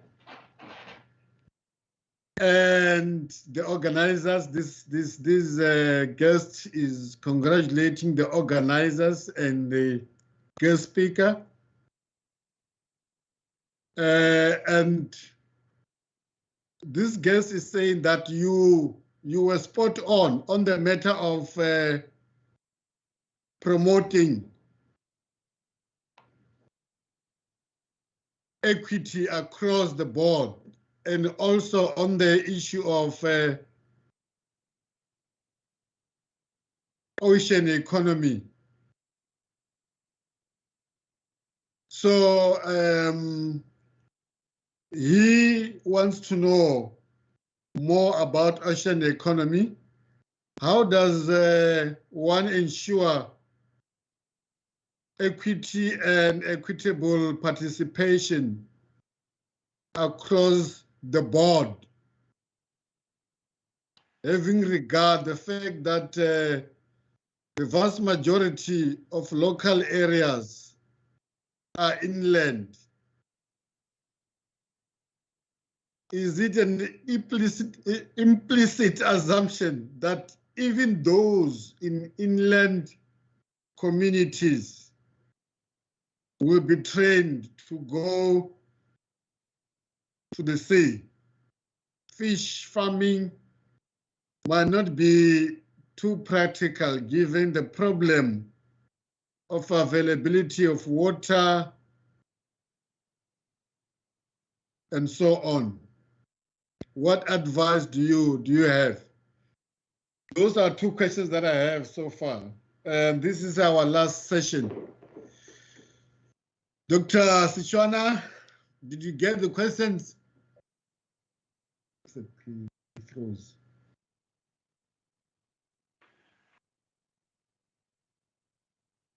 Dr. Sichwana? Yes, Prof. Yeah, can you respond to those two questions? Yes, Prof, can you hear me now? Yeah, we can hear you clearly now. Yes, can you hear me? Yes, we can hear you. Yes. Let me start with the let me start with the 4-tier issue. Yeah, let me start with the 4-tier issue. No, I will not dictate what the 4-tier must do when it comes to LEDs. The 4-tier will decide what to do with that. But all I'm saying is that we need a collaborative effort to advance this agenda. When it comes to the ocean economy, let me say upfront, I'm not. This is not. I'm not an expert when it comes to fishing, but all I know is that what I can say that project is advanced. I'm not sure whether I think it's advanced now. When it's implemented across communities, doesn't matter whether you are from an area where there's absolutely no sea or what. That for me that's not an issue. The issue is about making sure that that business benefits everyone. But most importantly, those communities in rural areas, if you go to Mossel Bay, an area, I guess, this is called a hole in the wall. There are rural people there. If you go to Willow Bay, there's a community there called Dwesa,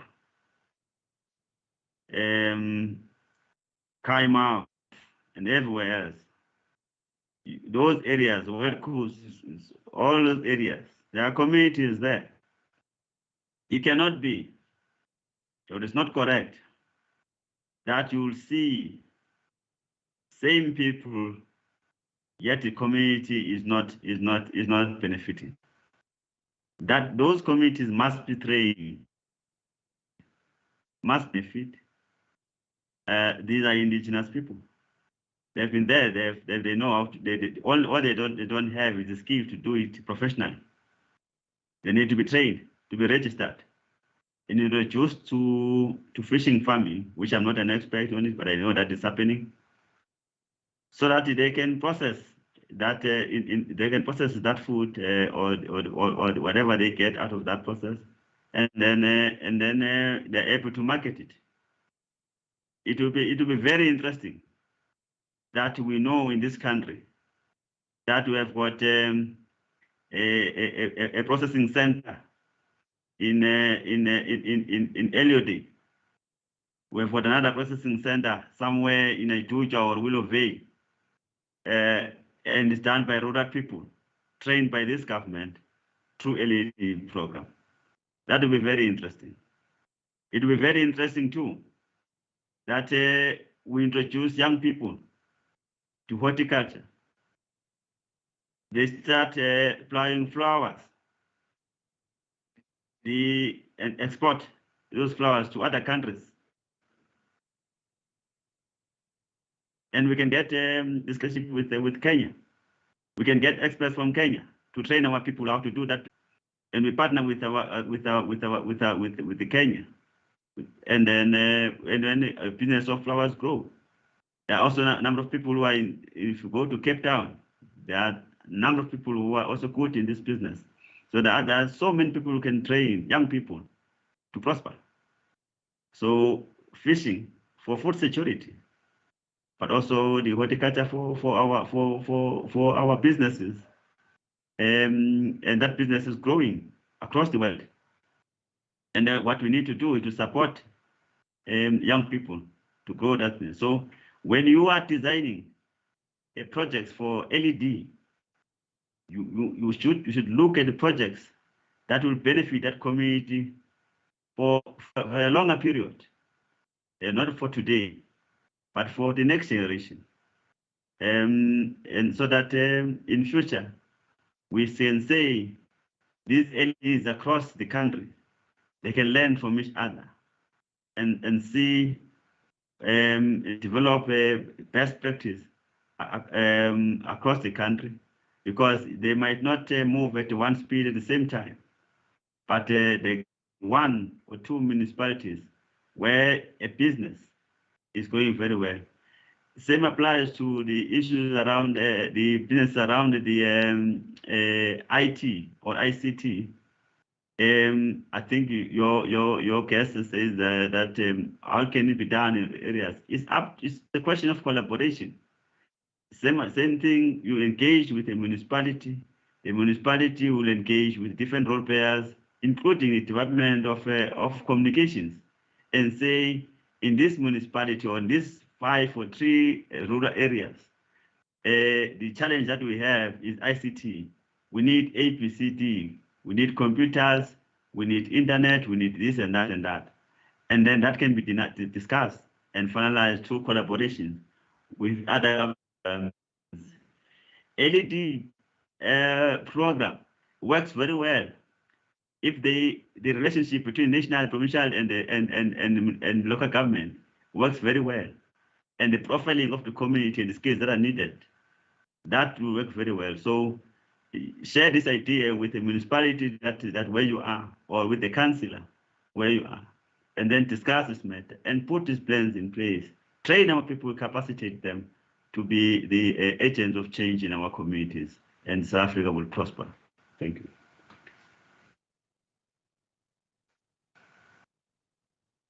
Thank you. Thank you So much. Thank you so much. We got a message from Dr. Ralph Henry from the Trinidad and Tobago, from Caribbean, yes, and he is conveying his deepest thanks for this lecture, and that's good. We are working very well together with the Caribbean islands on local economic issues and the Pan-African economic enterprise. So thanks, Dr. Henry, for joining in. Well, colleagues, there is time to start, then there is time to finish. And I saw a lot of colleagues, a lot of lecturers and students who joined in. And I think for our classes, it will be very good, especially economics and local government and public admin students, to ask them when in the test, what did the Vice Chancellor say when he opened the 4th annual lecture? Archbishop Makgoba said something about socio-economic challenges facing South Africa. Can you identify them? And who was the guest speaker that the acting dean introduced? Those will be some of the questions. But now it's time to finish this annual lecture.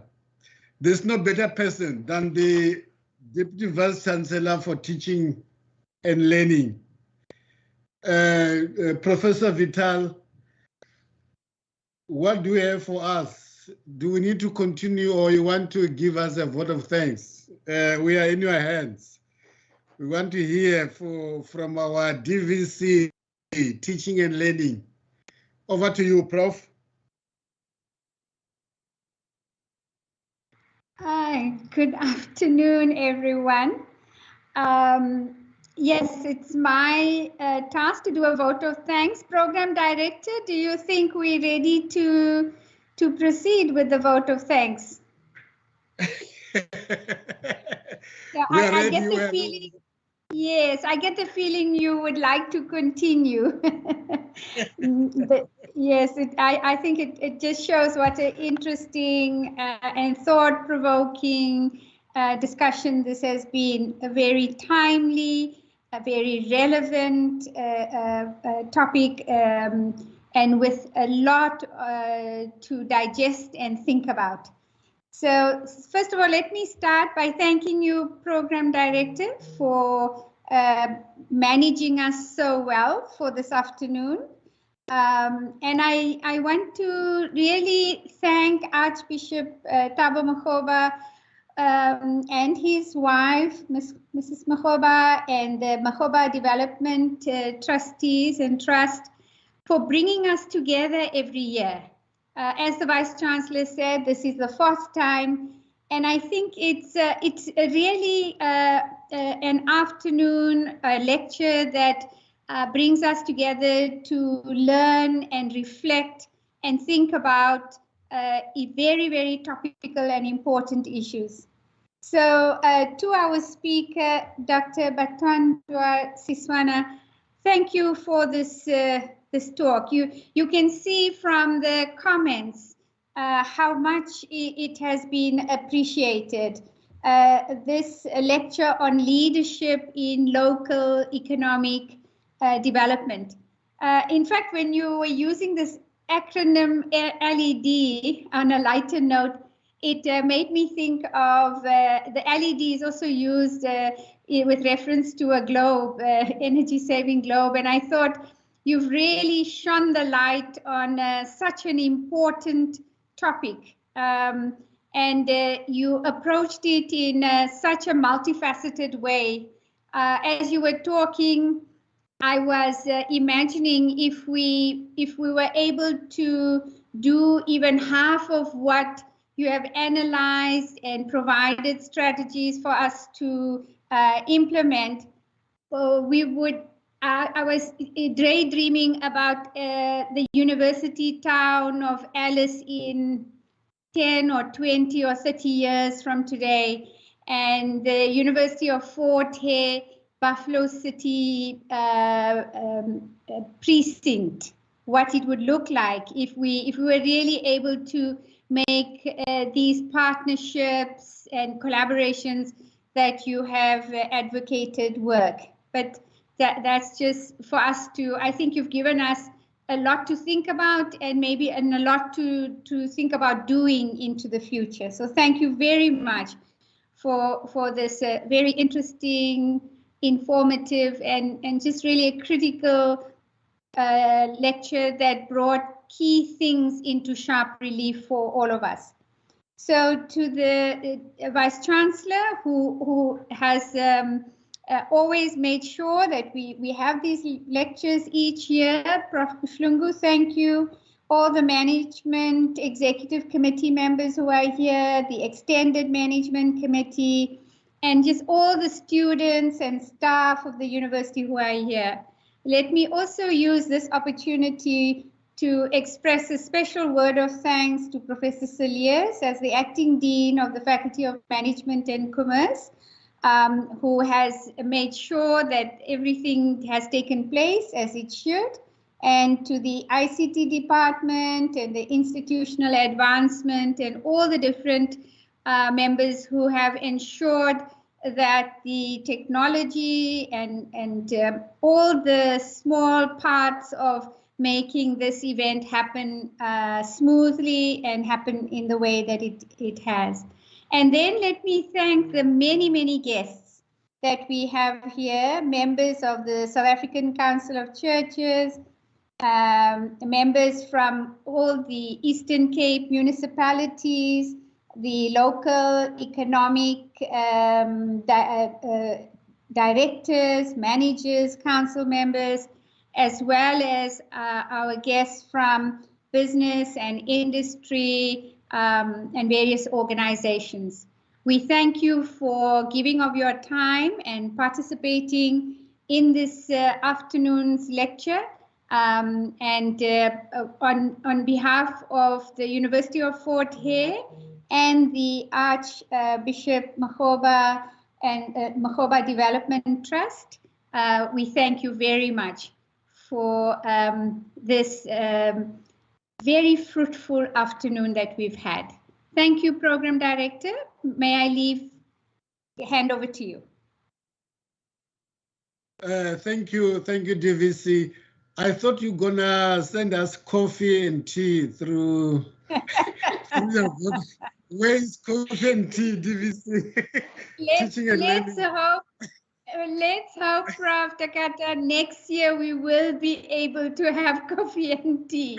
Let's hope that, yes, we will be past this difficult time. Thank you so much. I think I must thank you for thanking us. Now from the office of the program director, you are wonderful, and thanks for giving us the opportunity as the person in charge of the academic program of the university. I feel so humbled that you could just, put aside your program and just join us here and give us that support. That's what we appreciate. Thank you so much. Colleagues, we have come to the end of our lecture, and I just want to say it has been a good day, and thanks a lot for everything. Okay, so have a good day, enjoy everything, and we thank God for the opportunity. Thank you. Thank you, Archbishop. It was nice seeing you as well, and the trustees. And I just want to say to Dr. Batwanda, you know, in Tanzania, as I finish, they've got a proverb that says, if you want to know the shortcut to your house, eat your bus fare. Then you know the shortcut to your house. So thank you so much, everyone. We now officially offline, and thanks for joining in. Thank you very much. Thank you. Thank you.